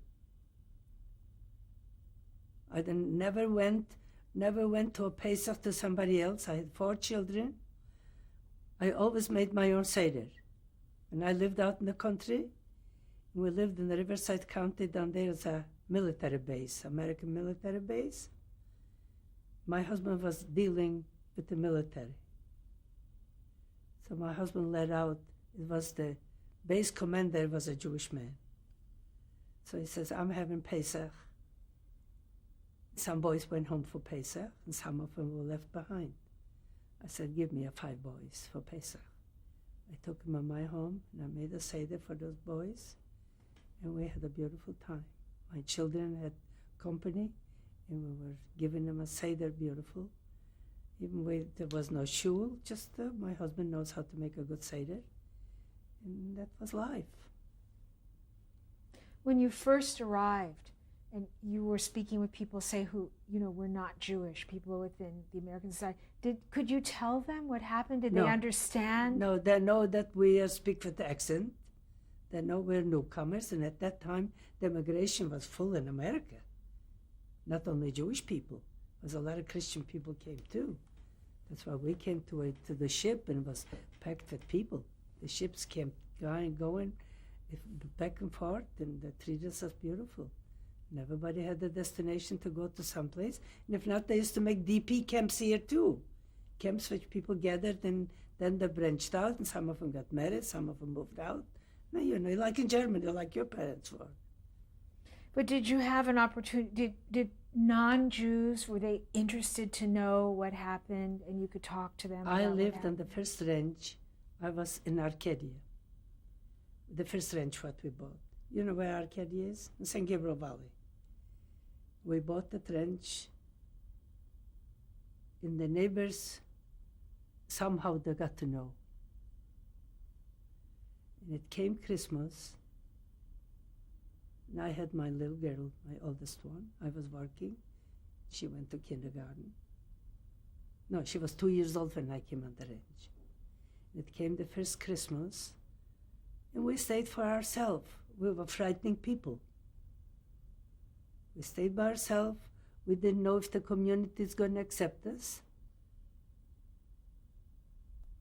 that people, Christmas Eve, in Christmas Day, we went out to get the paper, the newspaper. We want to learn how to read. We wanted to know what's going on in the world.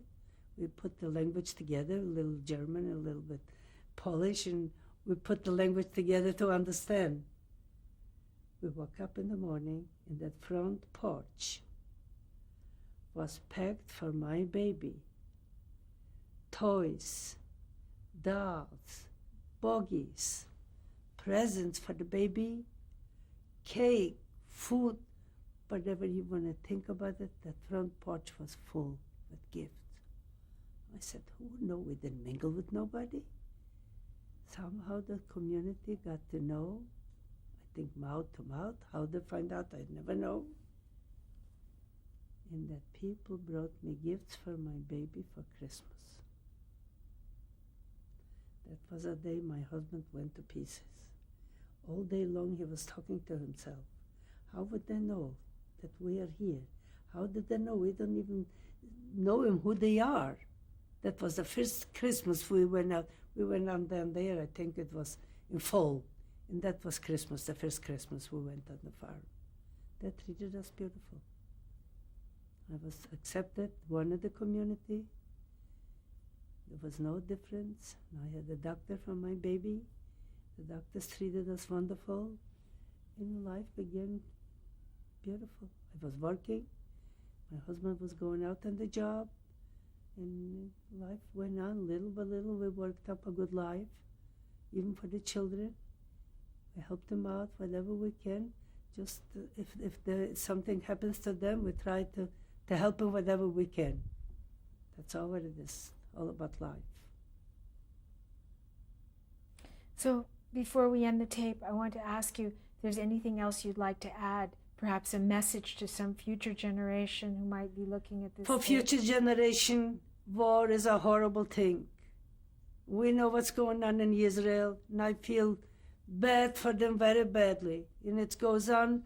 We meet in our organizations, whatever the women work so hard to send, every broken penny goes to Israel. We went to Israel, we took weight checks for the Veterans Administration down there. There's some kind of a village. They have a place where they have a house for the crippled soldiers. They have families together. They showed us around. We took with 20,000, 50,000, all the checks. Every organization comes in and hands over money to Israel. And this is the right thing to do. And the rest of it, we are not involved in politics. We hope that Israel, we know what's going on. We know what's going on. So Israeli people don't know. Like yesterday it was on the Colin Powell, he was on television. He says, I am with Israel and with the Palestinians day and night, every day. He says, even we don't show what's going on, we try to make peace. Here they blow up a school with the children. They didn't retaliate. And every day is other problems. And we feel for them, we know what's going on. Do you think what happened to you could happen again? We hope not. Well, first of all, we are two old people. And I think America is a good country. And if you are in trouble, you cause trouble, you're in trouble everywhere. And if you are good people, you mind your business, and you respect your neighbor, you pay your taxes, you're not a criminal, you could survive very good here in this land. And that's my final state. And America is a good land. They help you out, they're good people. They are good people. Private people, if you come on television, if you have a family down with the 3 children, they stay on the road with a car, once they come on the television, America pulls them out right there. So I want to thank you very much. Okay, nice meeting you people. And I hope I told you whatever I had in my heart. Sometimes I cracked up a little bit too, which that comes with the territory. Thank you. Okay, Mrs. Eisen, who are these people? This is my Zayda Chaim and my Baba Gittel. And what was their last name? Gimple. So they were on your... That was my father's parents. Okay. And where was this picture taken? In Izbitza, my home. And maybe, do you know the year that it was taken? No, my dear, no. I didn't even remember having that picture. I picked up the picture here in America.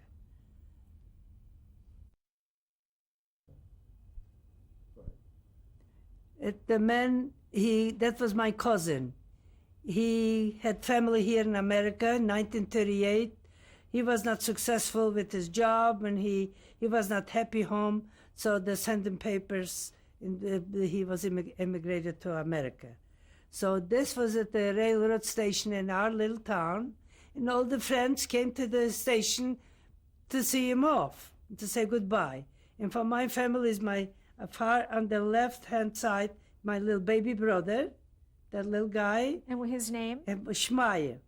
He was the baby. And next to Shmaya is my oldest sister and her husband, Frimet. It's way on the edge of the picture. Do you remember their last name? No, that's not important. She was at the time, I think she's married. She was married at that time. And the rest of the people were friends. And some of them are cousins way in the back. They came to say goodbye. That's when the train left, and he came to America. And he brought us to America after the war. And who is he, and where is he in the picture? He is with the hat and the coat. And his name? Is Lipman Weinstock. He lived here in Los Angeles. On the left-hand side is my cousin. That's the number one. And the second one, it's me. Well, what is your cousin's name? Her cousin's name, her name was Mariam. And her last name? Rosenthal. And then it's me. I was a teenager, and that is my aunt in the center. And her name? Her name is Auntie Esther. And her last name? Alschuld. And then is my cousin, what he brought us to America, Lipman Weinstock. And that was, next to him is his sister. And her name? Her name was Ruchel Weinstock. And that was at the wedding when my sister got married, so they took a snapshot of them. And what year was this? That was 1947. 1937. 1947. And it was taken where? In our city, in Nisbets, at home. It's a lovely group of people. This is a picture when I was sort of engaged to David Kiva. He was my boyfriend at the time. And it took us romancing for 6 years, 5 years, and I married him. And his name is David Kiva. And which one is he in the And he is with the gray coat and the gray trench coat and gray pants and I think a navy blue jacket. That was his outfit. That was the Shabbos outfit. And who are the people with him? And the people, this is his friends, and I don't remember these names. I never noticed from his city. That's why he was a boyfriend in another city, not from my city. And do you know when this was taken? Before the war. 1937 maybe. Yeah, 37. Mrs. Eisen, who's in That was a picture when the Germans used to gather all the men out for the working force, for the slave laborers. So that the two men, I don't remember his name, just my uncle is the third one on to the right. That's my uncle. His name was Mendel Sklar. And he was from our city. And what year was this taken? That was already in the war. You see the Jewish Star. That was, which year? I don't, yeah, it was 1940 maybe, 1940, yeah. And who took this picture? The Christian people. I came home to our city, the Goyim gave it to me. They gave it to me, you know. Neighbors. My husband had a maid, but she used to work for them, wash clothes, and she lived in their premises. She lived in the same house, in the Eisen house. So she gave us some pictures too.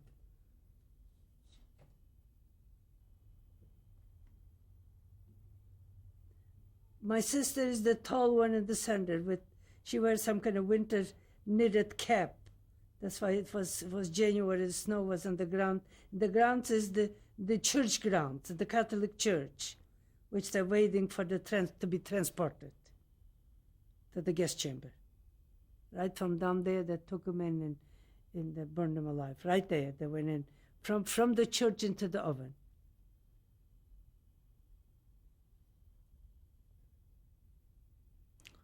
This is all the men, they mobilized all the men. In the left, the woman, I think, behind. My father is in the back, between and I could see him in the back with his head and with my neck, and this is the picture of the back of my father. And that was on the church grounds, the Catholic Church in our city. And where is he in the picture? Can you describe? He is the third man from to the left. He's the third man from the left, and he is in the center between the three men, and he's the third man in the center. And when was this picture taken? It was January 1941. And where was it taken? That was in Ishbitz, in our hometown. That people been taken out from their homes and put it in a cold day, in the snow on the ground, and putting in the trucks and send them to Chelmno, to death.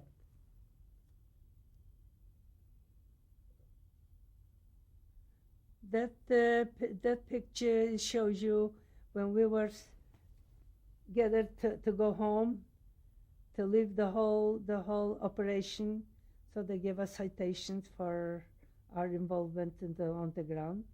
And that says that I was involved with the group. His name was a Christian man, was Holiday, and he was like a commander on the field. And they had, after the war, we get together, it was in Warsaw. There was a Jewish captain, and he was a lawyer, and he was an intellectual, and he helped us to get through sometimes very tough spots, very tight. That's why he was a military man in the Polish army. So he knew how to organize the things, and he gave us some papers, which we should have a memory from where we came and how we operate. And that's all that's left over. And when did you receive this? That was in 1945, in September 1945. And where were you when you got it? We were ready to disperse, to be released from duties and release, so they gave us on the way back home to have this like a discharge document, right? So, yeah, that's all it is. And we had it to store the way. My son says, "Mom," he says, "that's getting old and torn out, so let's frame it." He framed it and he gave it to me.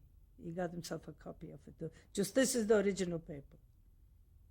That's all that I have left over from the whole operation. And I got a menorah too. The menorah is a beautiful thing, gorgeous. I'm on the left-hand side. I'm Hilda Eisen, and this is my husband, Harry Eisen. And next to my husband is my daughter. Her name is Mary Rubinstein. And next to her is her husband, Mark Rubinstein, and the three children. Michael is in the center. Joey is on the bottom of my son-in-law. And Erica holds her father by his hand. It's Erica. Then is my Frances. Frances is the mother from 5 children. She's holding the baby. His name is Esti. And next to her is Devorah. Next to Devorah is Dina. And then is Rita, is the father's mother's name.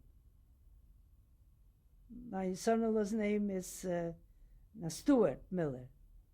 And this is Frances, her wife. And then is Joey, the little boy chick. He was bar mitzvah. He graduated now to school, and last week he goes from the high school from the junior into high school in the Chabad.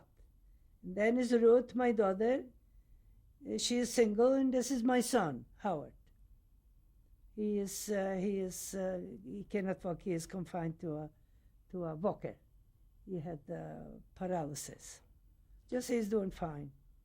And this is my family, and that was the bar mitzvah from Michael. The same Michael that sits here on the wall there. This is a family. This is my old family and grandchildren. And what year was this? That was 2 years ago. How much is that from? It was 1940, 80, 98, 98, 99. You're right. And where was it taken? That was taken here in Beverly Hills Hotel.